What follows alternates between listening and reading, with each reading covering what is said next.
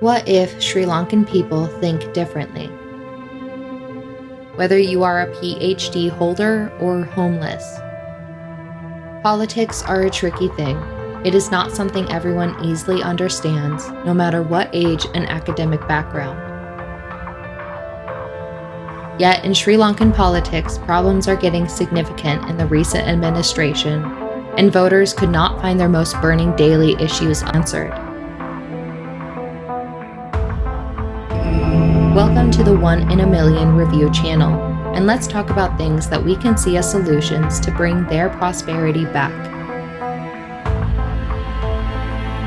A wise man once said, "The nation that does not create new things will not rise." In the early 1940s, Sri Lanka was a well-known small island that in those days was called Ceylon. The most notable thing in this country was tea, and it was the world's finest tea for centuries. In that era, this nation was ruled by British Monarchy. However, in 1947, Queen Elizabeth II granted their freedom on December 10, 1947, and first Prime Minister S. Sinhalese was appointed in the same year. Though many were fighting for the liberation of Ceylon, since then it was only ruled by Sinhalese prime ministers and presidents. That also later created ethnic war, taking nearly 30 years to settle things, and country development was drastically dropped due to these internal conflicts. The terrorist group had killed most of their true leaders, including their neighboring country India's prime minister in 1991.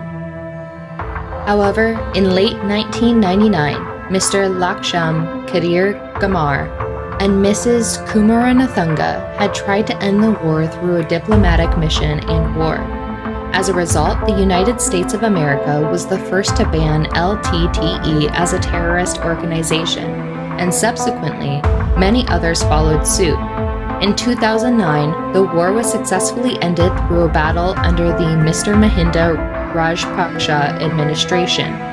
Yet it was the successful mission of Sarath Fonseca, and he was chief of the army at the time.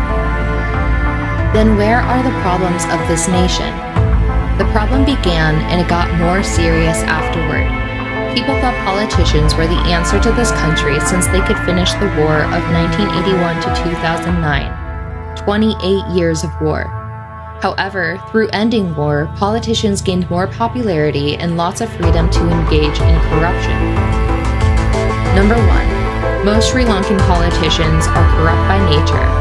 From civil servants to ordinary people, they bribe most people to get things done. Number 2. The nation was not equally treated other minorities as they used to be in the 1940s. Number 3. The Constitution itself was amended 20 times after 1977. Number 4.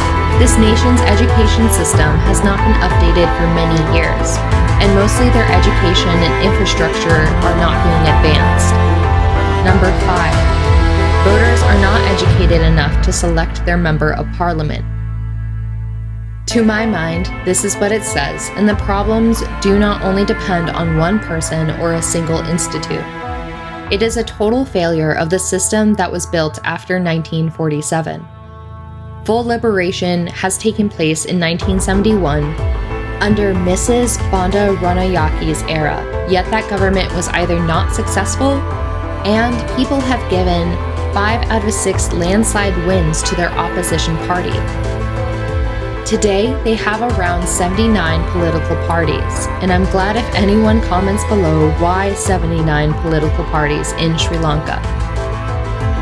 225 member seats in their parliament, which is 20 seats less than the Indian parliament, while India is 60 times bigger than Sri Lanka and has a population of 1.3 billion. Thank you for your time, and please like and subscribe to this channel for future episodes.